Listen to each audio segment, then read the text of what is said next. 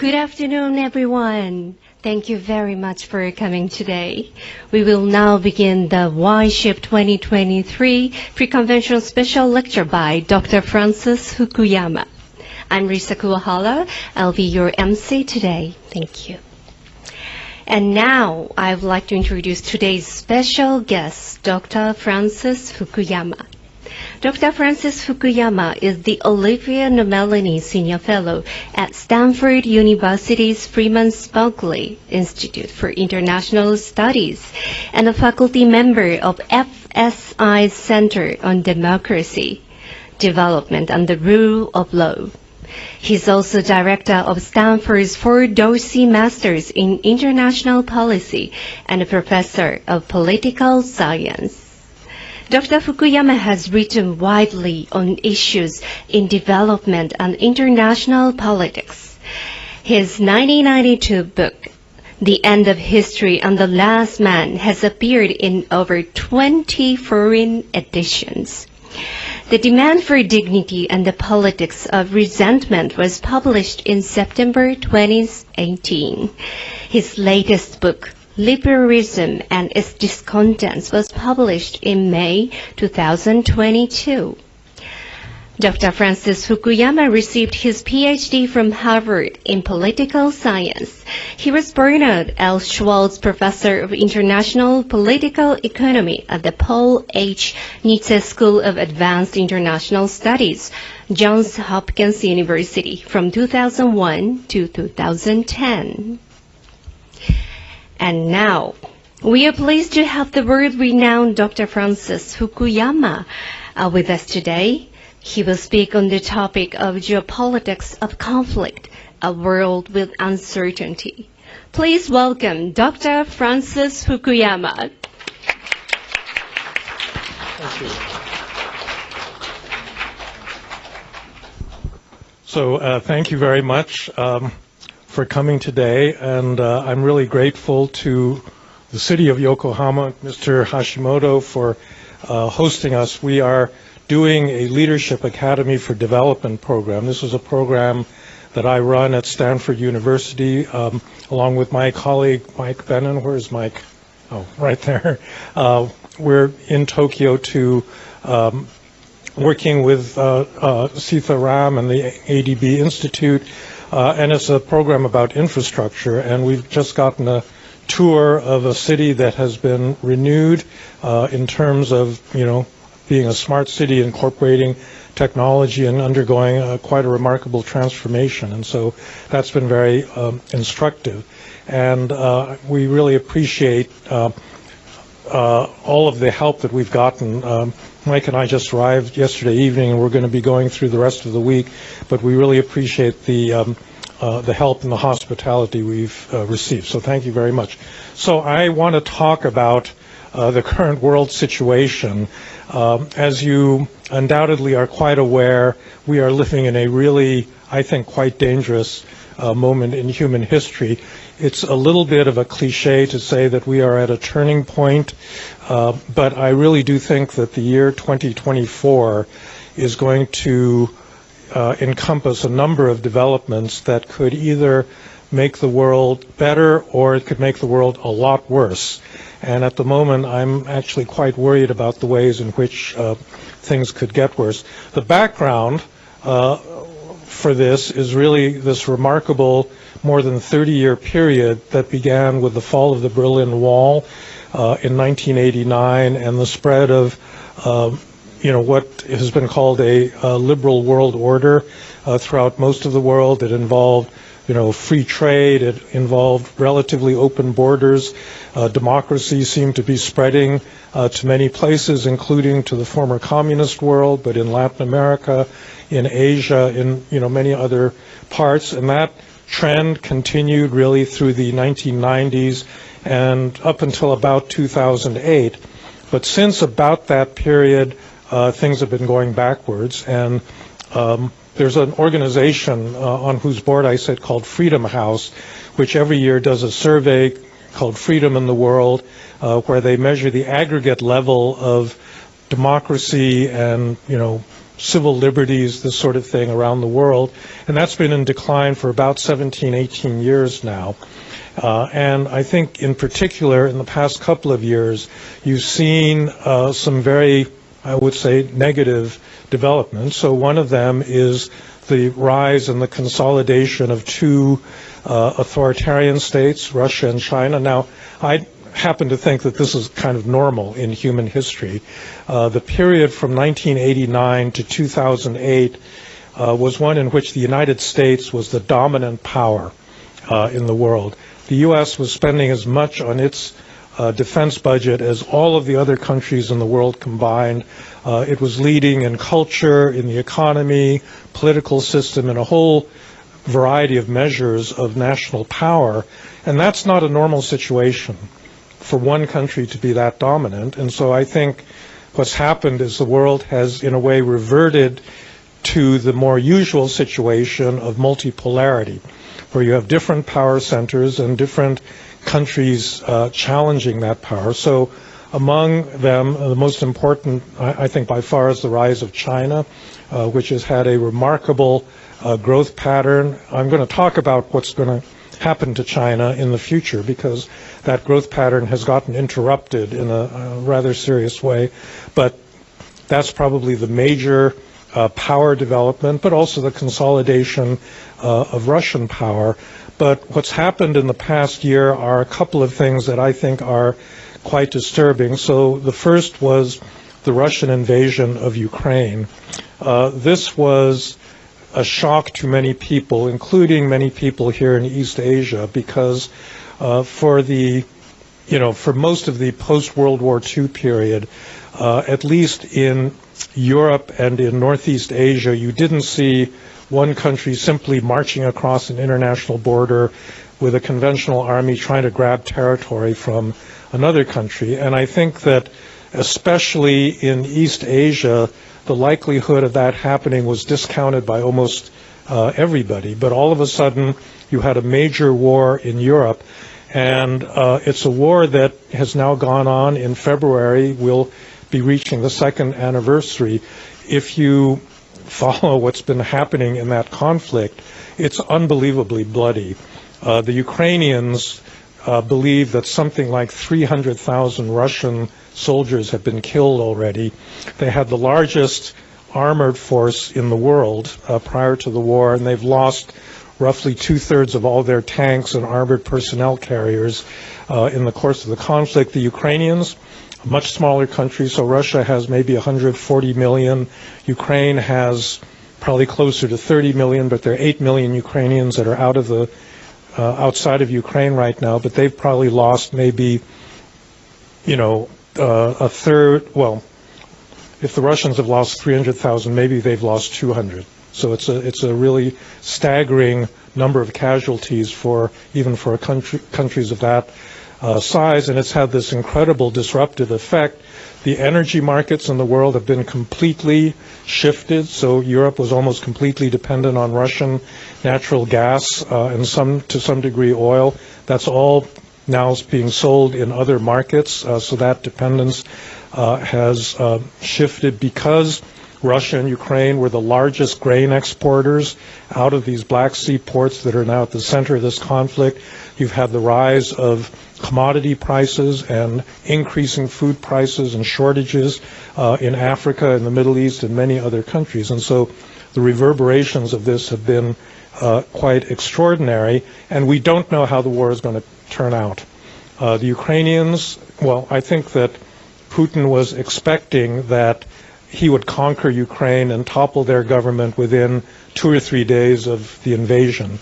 And that was the expectation in Washington and London and many other places. And the Ukrainians, fought much more competently than anybody imagined, and the Russians fought more incompetently than anybody could imagine. And so here we are almost at the second year mark of the war, and what you have, I think, developing now is a kind of stalemate. If the stalemate, hardens, then that's actually not a good situation for Ukraine, because I think right now Putin's strategy is pretty clear. He has a friend in Donald Trump, and Donald Trump is going to run for president again next year. He's almost certainly going to be the Republican Party candidate in next year's election.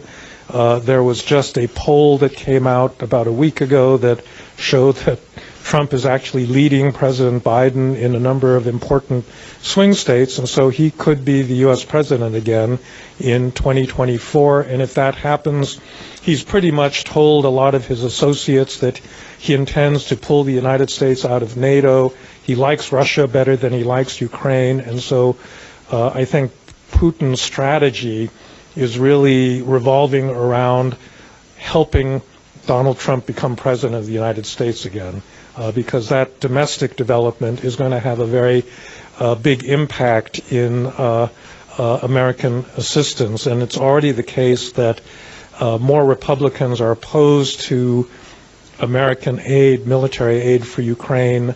And that's a big change that's happened over the course of the past year. So domestic American politics is very much going to affect the international implications, or it has international implications. Now, in East Asia, I think that invasion also had a big impact, because I think that in the 30 years previously, it was almost impossible for people in this region to imagine a major conventional war happening, because the last one that occurred was China's invasion of Vietnam in, when was it, 1979? And since then, there really has not been that kind of overt conflict. But I think all of a sudden, because of what Russia did, the possibility of a Chinese attack on Taiwan suddenly became much more vivid. People could actually imagine something like this happening. I and some colleagues from my institute came to Tokyo last January, and we talked with a number of very senior officials, because this obviously is something that will involve Japan very closely. So will the United States try to defend Taiwan if it is attacked by China? I think the honest answer to this is we don't know. President Biden has said on several occasions that the United States would support Taiwan, but there's a lot of uncertainties there, because, for one thing, it's not clear whether the American people are willing to risk, sending their sons and daughters into what's going to be an absolutely horrendous conflict if it ever occurred. I think the current American calculation is that by leaving the possibility of American support open, that's going to be sufficient to deter China from taking the risk of that. And I think you could also calculate that China will not take that risk, period, because Xi Jinping has been a relatively cautious leader, and this kind of an initiative is going to be one of the riskiest things any leader has ever embarked on. It's going to have, if you thought the Russian invasion of Ukraine was disruptive, this thing is really going to have these enormous ripple effects throughout the entire global economy. So let's hope that this doesn't happen, but there's some important changes going on, I think, in this region as well. I think that Japan has moved closer to the United States as a result of what Russia did to Ukraine. One of the things we were talking about is whether Japan, what degree of support Japan would give to Taiwan or the United States in the event of this kind of a contingency. What I took away from our discussions was, again, we don't know, because I think, as far as we could tell, there was some support among the foreign policy elites in this country to relax some of the strictures on the, support that Japan could give, but the Japanese public was nowhere close to agreeing on anything like this. And so I think we just have to say that this is one of those things we don't know, how that's going to play out. Now, the other thing that's a big, I think, development that will, again, have geopolitical ramifications is the Chinese economy. As you are aware, the Chinese growth rate was in double digits for the first about 25 years, after 1978, after all of Deng Xiaoping's reforms. Over the last decade, it fell to more in the area of 5 or 6%, and then basically last year it fell to 0. Now, the most recent quarter, it's back up to 4%. I think a lot of economists think that that's an inflated number, and I think that the weaknesses in the Chinese economy are actually quite substantial. Although, well, and it's partly the result of, I think, some deep flaws in Xi Jinping's model for how to run this kind of economy. All economies begin to slow down once they get to the income level that China's at as an upper middle income country, just because, you know, the kinds of productivity gains that are needed to sustain a high rate of growth simply aren't available to once a country reaches the stage that China is at. But I also think that a number of the economic policies that Mr. Xi has undertaken have really hurt. Massive overinvestment in real estate, in property, and in infrastructure, the topic of our conversation. It's very interesting if you go on YouTube and you search for Chinese buildings being demolished, you'll see lots and lots of videos of, you know, a development with maybe 15 50-story buildings all being dynamited because they were built and nobody wants to buy the apartments, and so they're just starting over again. And so there's been this massive misallocation of capital, and actually the closest analogy I can think of to what's going on in China right now is actually what happened to Japan after the bursting of the bubble in the early 1990s, because the Chinese reaction seems to be very similar to what the Japanese reaction was, that instead of allowing the banks and developers to suffer the consequences of overinvestment, they kept trying to bail them out. And so for the next decade, the Japanese, you know, the Bank of Japan kept supporting these zombie banks and pouring more money into infrastructure, bridges to nowhere, and this sort of thing. And I think that that's been very much the Chinese reaction.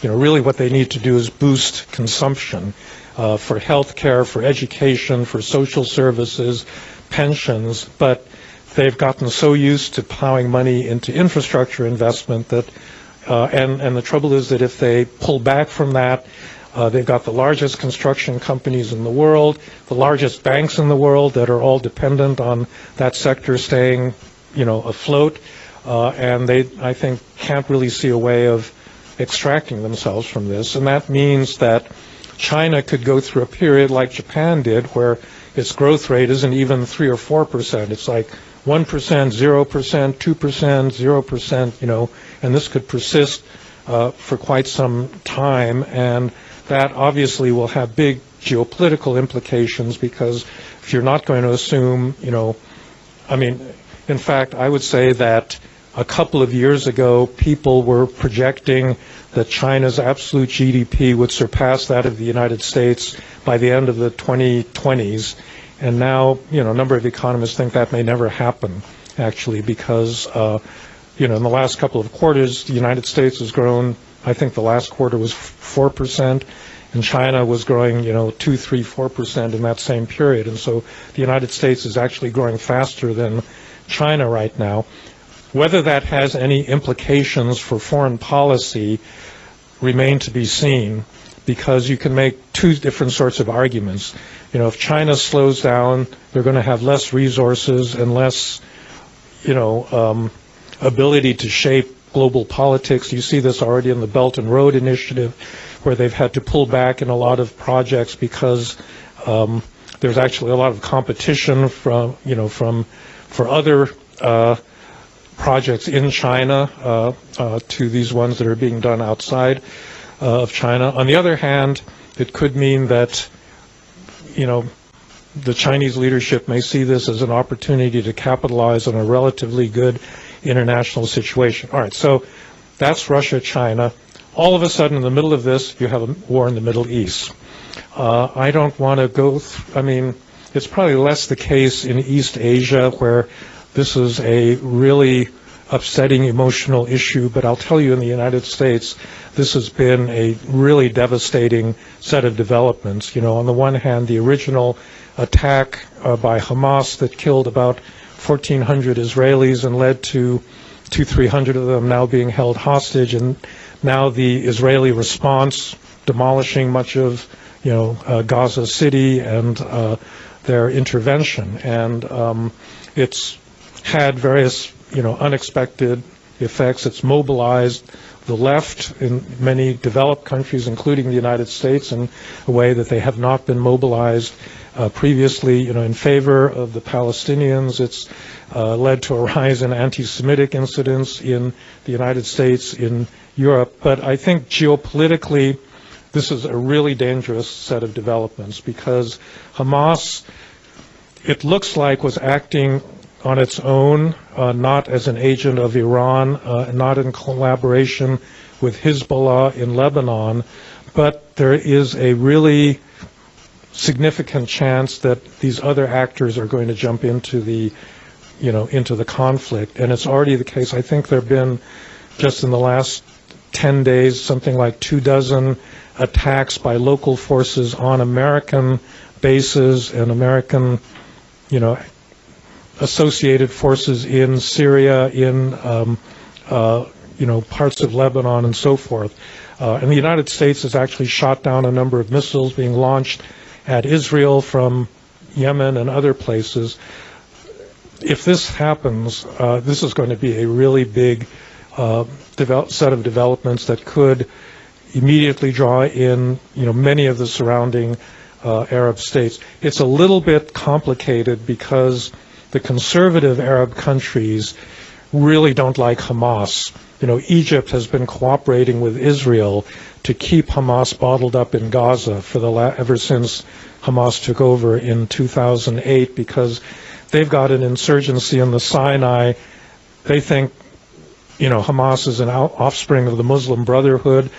Sisi came to power in Egypt in a coup in order to prevent the Muslim Brotherhood from running Egypt, and they think that Hamas is simply a continuation of that. So the current military regime in Egypt has no interest in seeing that conflict spill over into their territory. The Gulf states were actually in the process of normalizing relations with Israel when all of that happened, and they're also not big fans of the Muslim Brotherhood.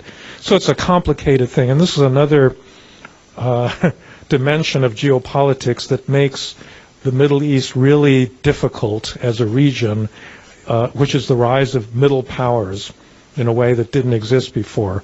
So you've got Egypt, you've got Turkey, you've got the Gulf states, each of which has an independent foreign policy and isn't automatically going to line up with the U.S., China, Russia, any of the big outside powers. So, for example, in the Persian Gulf, Qatar has been a big supporter of Hamas, but Saudi Arabia and the Emirates don't like Hamas and have been supporting the other side. And so it's, once you get into the complexities of the region, it is really hard to figure out how this is going to resolve itself. And I think part of the reason that there's never been a resolution of the Syrian civil war to this date, 10 years after it started, is that there's too many powers that are going to keep it going in one way or another. Turkey, Iran, not to speak of the U.S., China, Russia, all of these have, local allies in these conflicts, and they're not going to let these conflicts be settled because it's going to come at the expense of somebody's local ally. And that's, again, why this region is complicated and dangerous, and, I'm very, very worried about the way that you could get very unintended consequences arising out of the current war. It also means that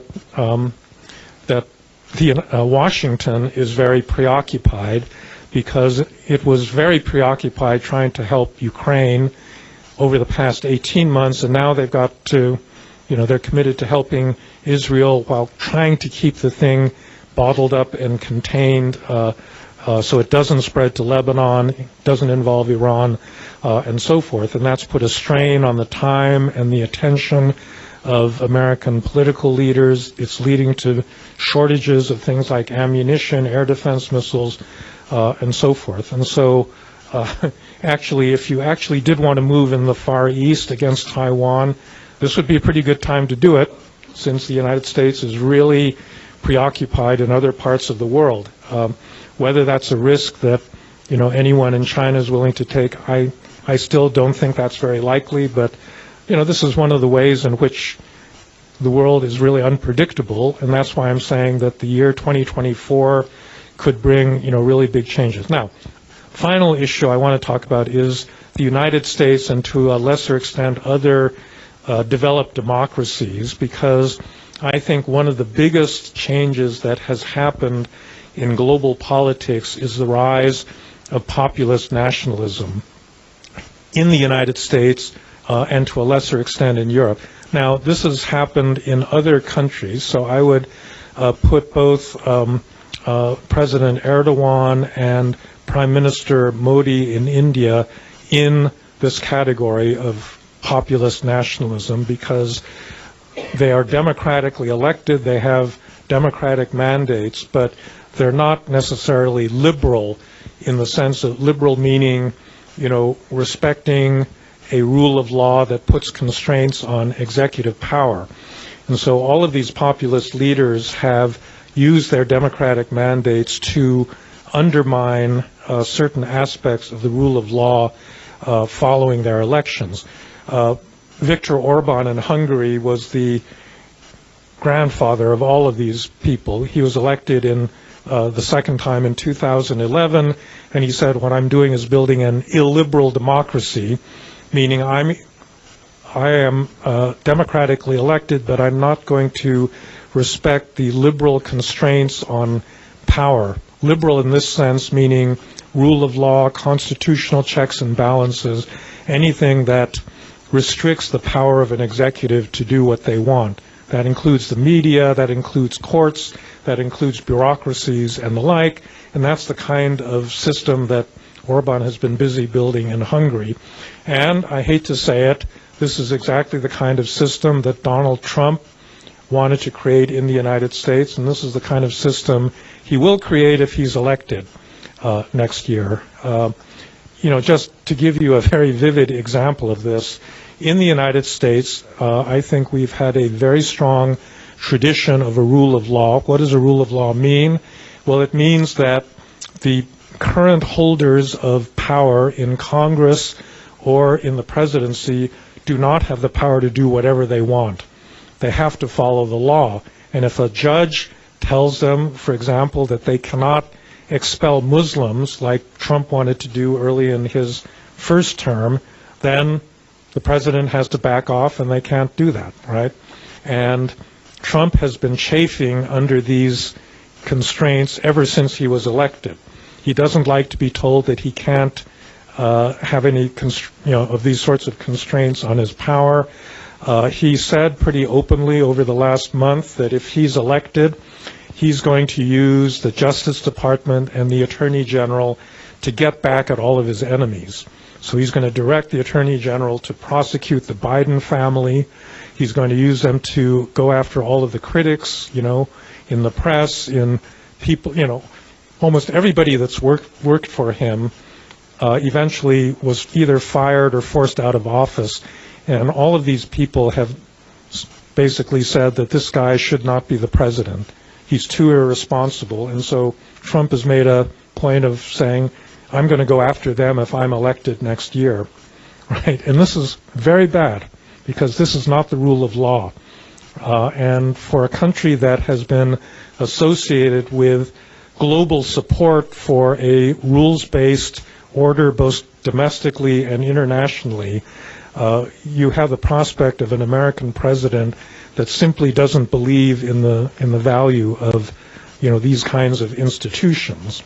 And so it will have a bad effect domestically because the existing polarization in the United States will simply get deeper. We haven't had a lot of overt violence, political violence in the United States. In the 1960s, the two Kennedys were assassinated, Martin Luther King, big riots, in a lot of American cities, and so that sort of thing hasn't happened yet. But as you're probably well aware, Americans are very well armed, and they're increasingly angry. And so one of the things that we worry about is whether, in a close election next year, since the last election was contested by Donald Trump and his friends, if you have a close election, whether people might not, get violent in trying to overturn any result that they don't like. And we got 50 states where you can contest elections, and so the possibilities for doing that are rather great. So all of this is an illustration about the problem of American power right now. So I think the United States remains extremely important in global politics. The United States has alliances with all of its NATO allies, with Japan, South Korea. It's a support for, the liberal world order. It traditionally has been a support for the liberal world order in many different regions of the world, and it's also been a model for other countries in terms of how they want to organize their institutions. And I must say that we haven't been a very good model lately. And it's not the case that people around the world, say, oh, we want to have a democracy like the U.S. Really, I think at the moment, that's not a very attractive proposition, being that polarized and, with institutions under this kind of stress and attack. And this is why I'm saying that there's a number of really important things that will happen next year. One of the most important is what happens in the U.S. presidential election. And at the moment, I don't think anyone has any idea how that's going to turn out. Anyone that thinks it's impossible for Trump to be elected a second time, I think just hasn't been following what's going on in the U.S., closely enough. There's a real possibility that that'll happen, and that's going to have enormous geopolitical consequences for all of the reasons that I outlined. Now, in Europe, I think it's actually, Europe is healthier in this respect. There are populist parties. There's one that's been going in Hungary for some time, but there's also some counter developments. So Poland just had an election. They had a populist party, the Law and Justice Party, that lost the last election, and now they've been replaced by a much more liberal coalition of parties that is, not going to pick a fight with Germany, is going to be more consistent in its support for Ukraine, and I think draw Poland back into the center of EU politics much more than the PAS party. But on the other hand, a populist party was just elected in Slovakia that wants to drop support for Ukraine and shift, to a more pro-Russian position. And these parties exist in many European countries, and that's going to continue to be an issue. The next French election, Marine Le Pen and the National Front could easily, end up grabbing the French presidency, and that is going to be a really big, important European country, and that's going to change the internal dynamics within the EU. I would say that the democracies in Asia are among the most stable, and these are the countries where I expect very little change, although Taiwan is actually going to have another important election next year, and that's going to be very important for cross-straits relations, because the more conservative parties like the Kuomintang that want to stabilize the relationship with the PRC have a majority of voters, but they're split.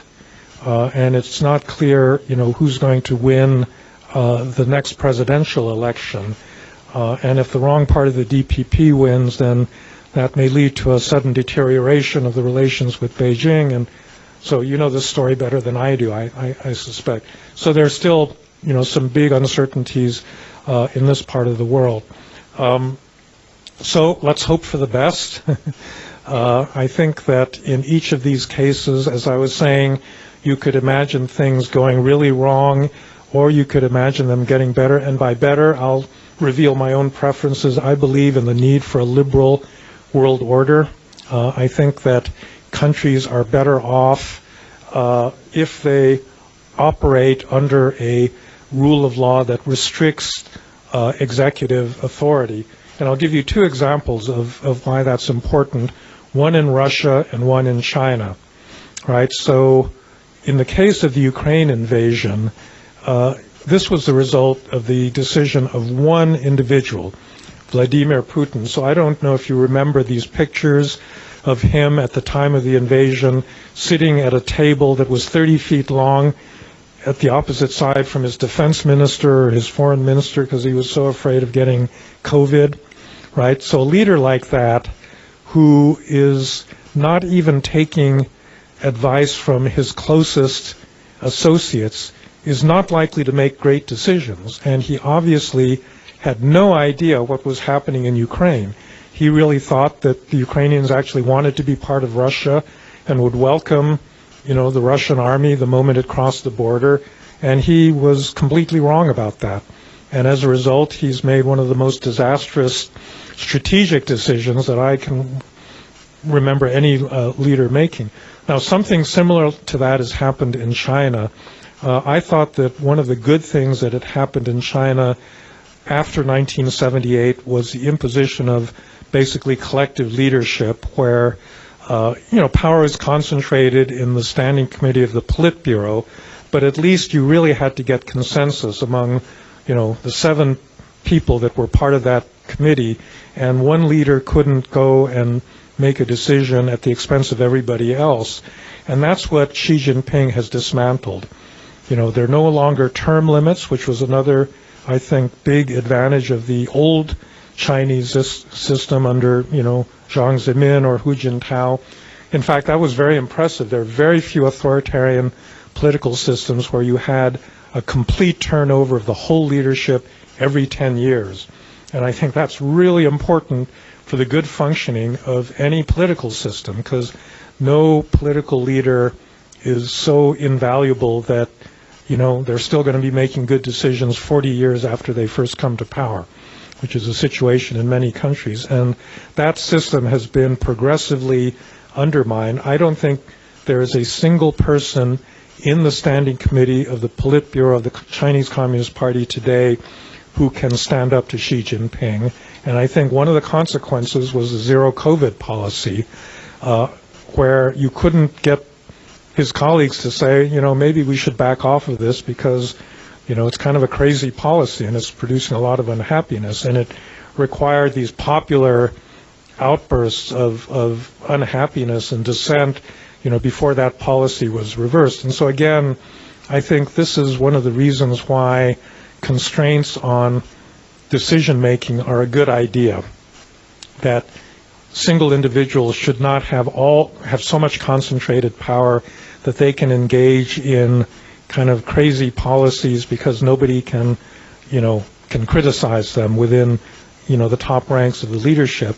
And this is, I think one of the problems that we're going to have as you get the rise of more concentrated, types of authoritarian governments around the world. But things also move in the other direction. So, my hope is that they will. All right. So anyhow, thank you.